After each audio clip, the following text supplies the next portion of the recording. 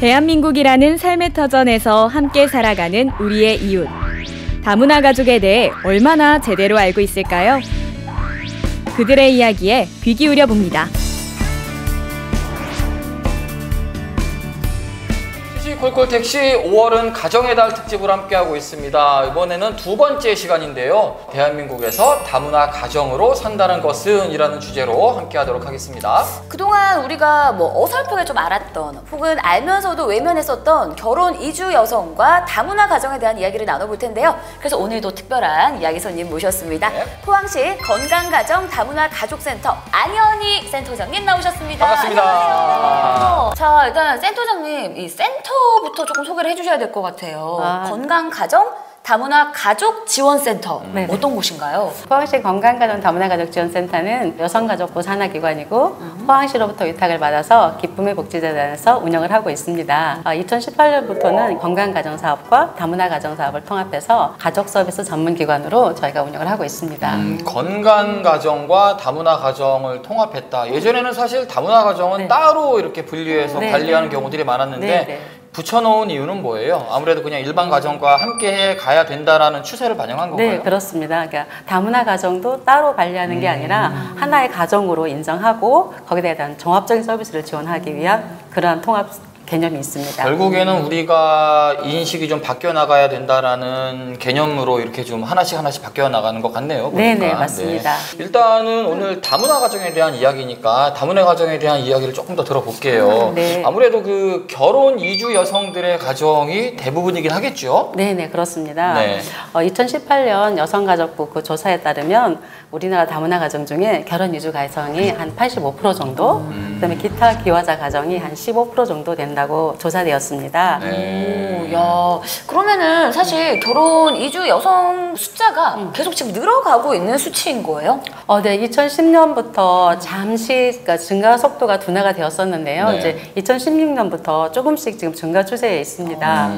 그래서 포항시로 봐도 작년에 1963명 정도 됐었는데 올해 2,000명이 넘었거든요. 그래서 조금씩 증가하고 있는 추세에 있습니다. 그러면은 어때요? 우리 포항시 내에 결혼 이주 여성의 비율, 그러니까 뭐 국적들도 다양히 있을 거고 어떤 식으로 현황이 돼 있나요? 출신으로는 그 베트남 출신이 제일 많고 그다음에 중국, 필리핀, 캄보디아 그 외에 일본과 또 여러 나라들이 있습니다. 그래서 34개국의 나라에서 오신 결혼 이주 여성들이 포항시에 조서를 두고 살아가고 있습니다. 34개국이나 생각보다 더 많다. 굉장히 많은 출신 국가들이 있군요. 그러면 센터장님은 굉장히 많은 우리 결혼 이주 여성분들을 만나 보셨을 거잖아요.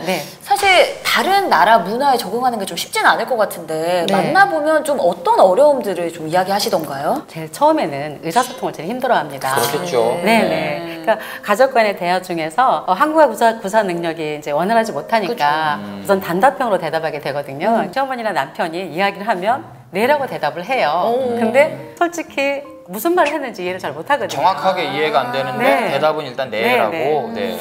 실제로 저희 센터에 이제 시어머님이 상담을 오셨는데요. 제일 답답해 하시는 분이 며느리한테 뭔가를 얘기를 하면 네라고 대답을 한대요. 근데 그 다음에 아무런 행동을 안 하는 거예요. 그러니까 시어머니 입장에서는 제가 알고 있는지 무슨 속을 하고 있는지 너무 답답하다고 가슴을 치셨어요. 그러니까 이런 부분들이 이제 지속되다 보니까 갈등과 오해의 소지도 있는 것 같습니다. 사실 또 이 결혼 이주 여성분들이 겪는 수많은 어려움들이 있지만 가정 폭력이란 부분도 사실 수면 위로 많이 떠오르는 부분 중에 하나잖아요. 근데 이게 다문화 가정만의 일은 아니지만 사실 다문화 가정들은 더더욱 이런 피해들을 받았을 때 이거를 좀 표출하기가 어려울 것 같아요. 사실 언어적인 어려움도 있고 이걸 어떻게 해결해야 될지 모르는 그런 어려움들이 좀 많을 것 같은데 실제로 좀 어떤가요? 실제적으로 이제 가정폭력이 신고가 되면 현재는 경찰서와 그 다음에 이제 폭력 상담소에서 우선 위기 개입을 해요. 그 다음에 이제 저희가 사례 관리를 하게 되거든요. 실제로 우리 여성들은 위기 상황에서 이렇게 쉼터에도 입소를 하긴 하는데 그 다음 대안이 없는 거예요. 쉼터에서 나왔을 때 갈 수 있는 지지 체계가 없습니다. 친정에 있는 것도 아니고 그렇다 보니까 다시 그 가정폭력이 일어난 가정으로 들어갈 수밖에 없거든요. 그래서 이런 안타까움이 있습니다. 그래서 저희가 정말 그 원하는 거는 이렇게 이주 여성들의 이런 복합적인 그런 가정폭력 문제와 또 앞으로 삶에 대한 것들을 원스톱으로 지원할 수 있는, 예를 들어서 상담과 그다음에 이제 보호와 자립을 이렇게 지원할 수 있는 그런 지지 체계가 좀 필요하다고 생각을 듭니다. 자립까지 간다. 어디까지의 자립을 생각하고 계신 거예요? 이분들이 자식을 데리고 혼자 살 수 있는 그런 방안까지 갈 수 있는 그런 것들도 저희가 고민하고 또 생각하고 있습니다. 직업이나 지원금, 뭐 주택 여기까지도. 네, 저희 센터에서는 이제 한부모 가정에 대해서 이제 주택을 지원하고 있고 많은 서비스를 지원하고 있거든요. 그래서 그런 부분들도 저희가 고민하고 또 앞으로 더 늘려나갈 생각을 하고 있습니다. 그래도 센터장님, 예전보다는 우리가 다문화 문화에 좀 약간 좀 마음을 열게 된 것 같아요. 좀 더 많은 인식을 하고 있고 조금 더 느끼고 있는 게 많은 것 같기는 한데, 그래서 좀 정책 같은 것들도 예전과는 지금 좀 많이 바뀌어가고 있을 거라는 생각이 좀 들거든요. 좀 어떤 변화들이 있었나요? 그러니까 초기 정착 지원에는 그 다문화 가족이 안정적으로 이렇게 정착할 수 있는데 그 초점이 맞춰져 있다면, 2018년 이후에는 우리 결혼 이주민 여성들이 활발한 사회 참여와 취업 지원 활동도 활발하게 하고 있습니다. 직업 훈련도 하고 있고, 또 저희 센터 내에서도 이제 운전면허 교육도 하고 있고, 또 저희가 프로포즈를 넣어서 사업비를 따가지고 실기까지, 운전면허 실기까지 지금 지원하고 있거든요. 그래서 저희들이 취업을 하기 위해서 기본적인 소양을 갖추기 위한 교육들을 저희 센터에서 하고 있습니다. 사실 이제 아이들을 키우는 엄마들의 가장 큰 고민이 이 교육, 이런 부분들일 것 같거든요. 이주 여성분들도 이런 부분들은 생각을 많이 하고 계실 것 같은데, 이 포항시에 있는 다문화 가정들, 자녀들 현황은 좀 어떻게 되고 있는지 궁금해요. 현재 등록된 포항시의 다문화 가족 자녀는 한 2,100명 정도 되어 있습니다. 그래서 미취학 아동이 한 1,000명 정도 되고, 그다음에 소중고 아이들이 한 1,000명 정도 되고 있습니다. 굉장히 많은 아이들이 있다라는 얘기잖아요. 그러니까 어떤 어려움들을 먼저 이야기를 하는지가 궁금해요. 어떤 부분들에 있어서 좀 어려워해요? 네, 그 우리 결혼 이주민 여성들이 아이들이 학교 가게 되면 그 우리나라 학교 그 교과 과정을 잘 모르고 또 어떤 과목을 배우는지 잘 몰라요. 심지어는 알림장 하나 정도 잘 모르거든요. 그래서 저희 포항센터에서는 포항 다문화 엄마 학교를 운영하고 있어요. 다문화 엄마 학교요? 네네네. 초등학교 자녀를 둔 결혼 이민 여성이 초등학교 과목 7개의 과목을 공부를 해요. 그러니까 아이들이 학교에서 배우는 걸 엄마들도 똑같이 미리 배울 수 있다는 거죠? 그렇습니다. 사실 그럴 것 같아요. 애들이 뭘 물어보는데 저도 지금 대답을 못하는 어려운 것들이 굉장히 많이 있더라고요. 근데 다문화 이주 여성들은 조금 더 어려움을 겪을 것 같은데, 그럼 그런 부분들에서 되게 많이 만족을 하시겠어요? 그렇죠. 예전 같으면 이제 아이들이 숙제할 때 사실 두려웠대요. 물어볼까 봐. 이거 뭐야?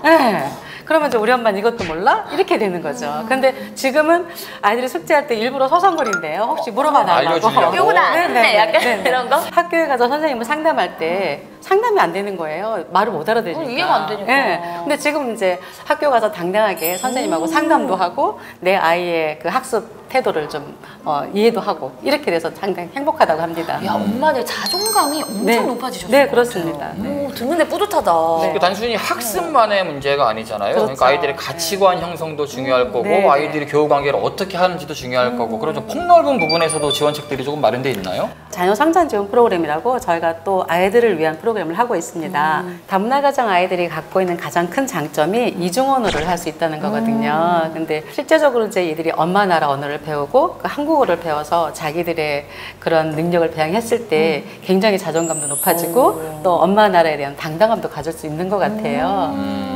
이중언어 지원 사업 말씀을 하셨는데 이중언어 꼭 필요해요? 아이들 힘들어하지 않을까 하는 생각도 좀 들거든요. 가정 내에서 소통을 위해서는 이중언어가 필요합니다. 그러니까 엄마가 한국어를 구사하지만 디테일하게 한국어 어휘를 구사하지 못하거든요. 그랬을 때 이중언어를 통해서 엄마하고 더 친밀하게 소통을 하고 또 엄마 나라의 문화나 또 엄마의 가족들하고 같이 소통할 수 있는 매개가 되거든요. 실제적으로 미얀마에서 시집온 한 여성이 이런 말을 했어요. 본인이 시집온 지 지금 20년이 됐거든요. 근데 그 자녀한테 자기 나라 언어를 가르치지 않은 거예요. 그러니까 본인이 한국말이 너무 어려우니까 이 아이는 한국말만 잘했으면 좋겠다는 욕심이 있었나 봐요. 그래서 이제 자기 본국의 언어를 가르치지 않았는데 자기 나라에 갔을 때 본인의 가족들하고 외가의 가족들하고 소통이 안 되는 거예요. 그러니까 내 아이는 동국에 갔을 때 완전 외톨이가 되는 거예요. 그 사촌들하고 놀지도 못하고. 그래서 그때서 이제 후회를 하게 됐다고 하더라고요. 진작에 미얀마 언어를 가르칠 걸 이렇게 후회를 하는 모습을 봤어요. 사리는 좋은데 아마 방송을 보시는 분들 중에서도 굉장히 많은 다문화 가정이 있을 거라고 생각을 해요. 근데 경제 생활하기 바빠서 다른 생활하기 바빠서 진짜 아이들을 그렇게 두 가지 언어로 키우기 어렵다 하시는 분들이 있을 수 있거든요. 조금 이 사업에 대해서 어떤 식으로 신청을 하고 어떤 식으로 좀 배움이 진행되는지 좀 간단히 들어볼 수 있어요? 지금 이제 가정에서 하긴 솔직히 어렵습니다. 저희 센터에서 이제 다문화 교류 소통 공간이라고 있어요. 다문화 가정 여성들이 와서 서로 정보를 교환하고 그다음에 이제 공부하고 지금 4나라 언어를 지금 가르치고 있거든요. 필리핀, 베트남, 중국, 일본을 이제 가르치고 있고 이 아이들이 이제 점점 나가가서는 이중어를 잘 구사하게 되겠죠. 그럼 가정에서 힘드니까 아이 손잡고 가면은 되겠네요. 네네네. 저희 센터에 오시면 됩니다. 네, 그렇군요. 근데 이렇게 다문화 가정에 엄마들도 힘이 들지만 아이들도 못지않게 힘든 부분이 많을 것 같다라는 생각이 들거든요. 네, 아이들이 자라면서 이게 정체성의 혼란도 있고 또 자라서 학교에 갔을 때는 이제 엄마의 출신 국적에 따라서 편견과 차별 때문에 굉장히 힘들어해요. 이제 그런 부분 때문에 이제 친구 관계가 원만하지 않고 또 그런 친구 관계가 원만하지 않다 보니까 학교 생활이 부적응하고 이런 어려움들을 겪고 있어요. 보통 무심코 던지는 질문들이 그 아이들에게 정체성에 혼란을 주는 경우들이 많거든요. 보면은 어떤 사례도 있을까요? 예를 들자면 너 김치 먹을 줄 알아? 뭐 이런 것들이겠죠. 뭐 날 때부터 김치 먹고 자라면 당연히 먹을 줄 알지. 뭐 너 한국말 되게 잘한다. 뭐 이런 얘기도 있다고 하더라고요. 한국인인데. 네, 이렇게 이야기를 나눠보니까 우리나라에서 생활하고 있는 이 다문화 청소년들의 이야기를 좀 더 들어보고 싶다라는 생각이 듭니다. 그래서 저희가 우리나라 최초의 다문화 학생들이 다니는 대안학교가 부산에 있다고 해서 저희가 다녀왔거든요. 이따 화면을 함께 만나보시죠. 무지개처럼 다채로운 이야기가 담긴 이곳은 2006년 10명의 학생들로 수업을 시작한 부산의 한 다문화 학교입니다.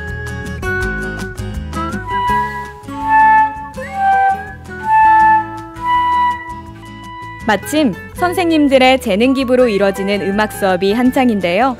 이처럼 교과 수업 외에 다양한 특성화 수업을 통해 모든 아이들이 행복한 교육을 받도록 하는 게 이 학교의 설립 취지입니다.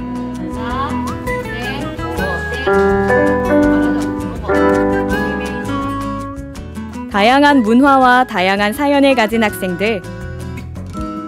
이들은 과연 우리에게 어떤 이야기를 들려줄까요?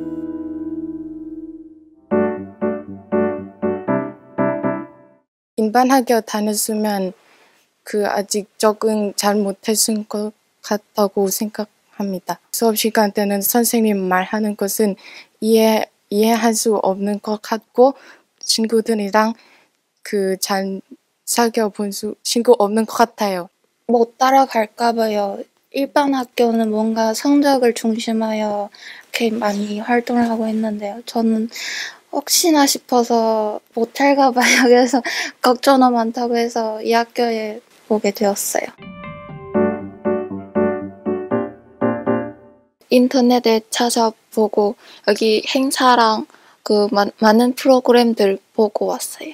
문화주간이라든지 아니면 7색깔 무지개라든지 저는 이런 활동 참여하는 거 되게 즐겁다고 생각하고요.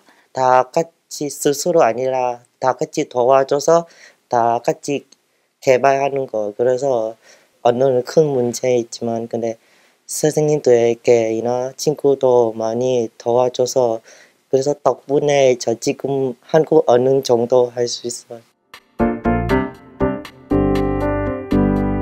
일반 학교에서 다문화이라는 문화 소개를 많이 해야 되겠다라는 생각이고요.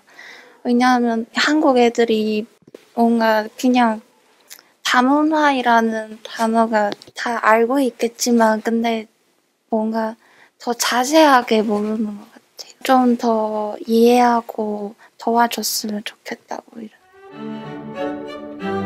비다문화 학생도 다닐 수 있었던 시기엔 학생 수가 100여 명이었지만 현재는 30여 명의 학생들이 다니고 있는데요. 가능한 다양한 분야를 체험하게 함으로써 스스로 가장 행복할 수 있는 꿈을 찾도록 도와주는 다문화 학교. 하지만 이런 학교를 꾸려가는 현실은 만만치 않습니다. 그럼에도 포기할 수 없는 이유가 있겠죠? 여기는 그 친구들한테 맞춰져가 있고 뭐 교육 방식도 자기 스스로 원하는 것을 찾게 해주는 교육을 하니까 자기가 하고 싶은 걸 찾아서 가니까 뭐라도 나름대로 열심히 하는 거죠. 1년에 한 번씩 저희들이 이 학생들끼리 테마를 정해서 축제를 해요. 할로윈 데이에 맞춰가지고 자기들이 구상한 대로 교실 안에 꾸미는 거죠. 무섭게 꾸미기도 하고 재밌게 꾸미기도 하고 다양한 시각이나 민족, 언어 이런 배경들을 서로 어릴 때부터 이해를 하면은 좀 통합적인 마인드가 커질 수 있잖아요. 사람에 대한 이해의 폭도 커지고 이 학교에 있으면서 이제 학생들이 서로 친구가 되어가는 과정 속에서 이제 그게 녹아나는 거죠. 뭐 일본계 학생들, 뭐 베트남, 태국 이게 다 성향이 다르니까 민족 문화 다르니까 그걸 이해 안 하면 친구가 될 수 없잖아요. 외국 사람이 앞으로 뭐 200만 명, 300만 명, 500만 명 이렇게 계속 늘어날 거거든요. 우리 학교에 졸업한 친구들이 나중에 대학도 졸업하고 사회에서 일정하게 커서 어른이 되었을 때 이 갈등을 해결할 수 있겠죠.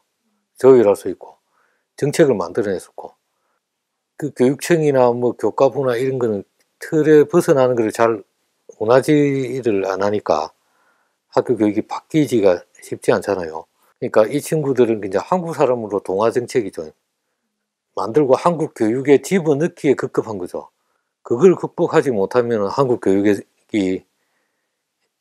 이렇게 이민자나 다문화 청소년 문제에 있어서 계속 문제를 야기할 수밖에 없다고 생각합니다. 이게 앞으로 이민의 문제가 심각해지고 외국 사람들 받았을 때 최고 사람들이 올 때 걱정하는 게 교육하고 의료거든요. 이 교육이 그런 사람들한테 진화적이고 비용이 작게 드는 거고 교육의 질이 만약에 높다 하면은 한국을 많은 사람들이 선택하게 되겠죠.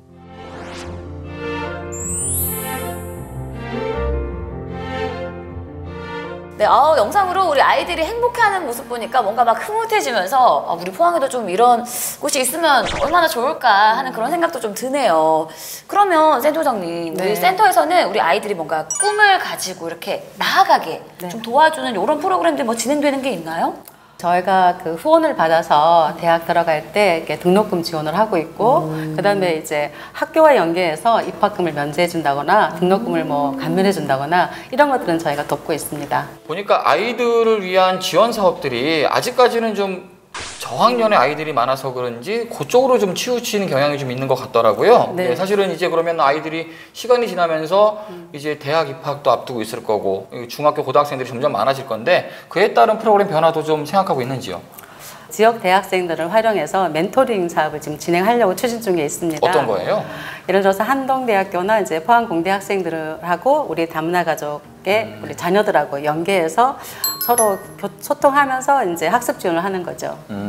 코로나19 시대잖아요. 그러니까 네. 사회 구석구석 여러모로 변하고 있는데 아무래도 이 다문화 가정을 지원하는 프로그램들도 좀 바뀌고 있는 추세인 것 같더라고요. 네, 어떤 식으로 바뀌어가고 있는지 좀 궁금하네요. 당초에는 저희가 모든 프로그램이 대면 프로그램이었어요. 근데 이제 코로나가 오면서 상당히 좀 당황스럽고 어려웠거든요. 그래서 거기에 발맞춰서 저희 센터에서는 줌으로 온라인으로 모든 프로그램을 전환하였고요. 제일 먼저 이제 전국에서 최초로 한국어 교육을 온라인으로 시작을 했어요. 네, 지금은 이제 이중언어 환경 조성 사업이라든가 그다음에 한국어 교육 다 온라인으로 진행을 하고 있습니다.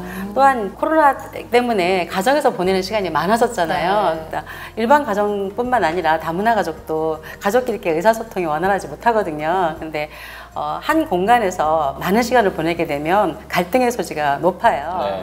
그래서 저희가 이제 슬기로운 집콕 생활로 해서 가족들이 함께 할 수 있는 게임이나 또 체험 활동 또 다양한 교재 교구를 집으로 배달해서 가족들이 함께 소통하면서 재밌게 보낼 수 있는 그런 프로그램도 진행하고 있습니다. 네, 오늘 센터장님과 함께 다문화 가정 그리고 아이들 그리고 이주 여성들에 대한 이야기를 쭉 한번 나눠봤는데 마지막으로 우리 다문화가 우리 사회에 잘 적응할 수 있도록 우리 시청자분들께 좀 당부하고 싶은 말씀이 있다면요? 네, 우리 다문화 가족을 우리들의 완전한 이웃으로 또 사회의 한 구성으로 온전히 인정하고 또 품고 그렇게 갔으면 좋겠습니다. 더러는 다문화 가족 지원 사업에 대해서 이렇게 불편한 시각을 갖고 계신 분들이 계세요. 왜 저들한테 저렇게 많은 지원을 하느냐. 사실은 이들이 안정적으로 잘 정착하기 위해서는 이분들한테 꼭 필요한 지원들이라고 생각을 합니다. 그래서 다름이 아닌 그러니까 함께라는 그러한 인식을 가지고 그런 시각으로 우리 다문화 가족들을 봐주셨으면 좋겠습니다. 저는 조금 더 나아가서요. 함께라는 인식이 있기 때문에 그분들을 더 우리 시민들이 배려하자라는 마음은 오히려 안 가졌으면 좋겠어요. 더 배려하고 더 친절하게 대하지 말고 그냥 몇 동 몇 호 두고 그냥 옆집에 두고 그냥 이렇게 좀 평범한 가정으로서 그냥 인식해 가는 과정이 가장 필요하지 않을까 생각해 봅니다. 네, 다문화 가족이라고 해서 측은지심으로 바라보지 말고 똑같은 우리의 가정이다라고 생각해 주셨으면 좋겠습니다. 그래요. 다문화 가정이라고 우리가 오늘 이야기를 쭉 했어요. 네, 머지않은 시간에 다문화라는 이름을 빼고 그냥 가정이라는 이름으로 우리가 대화할 수 있는 날이 빨리 오기를 바라보겠습니다. 오늘 말씀 여기까지 듣겠습니다. 감사합니다. 네.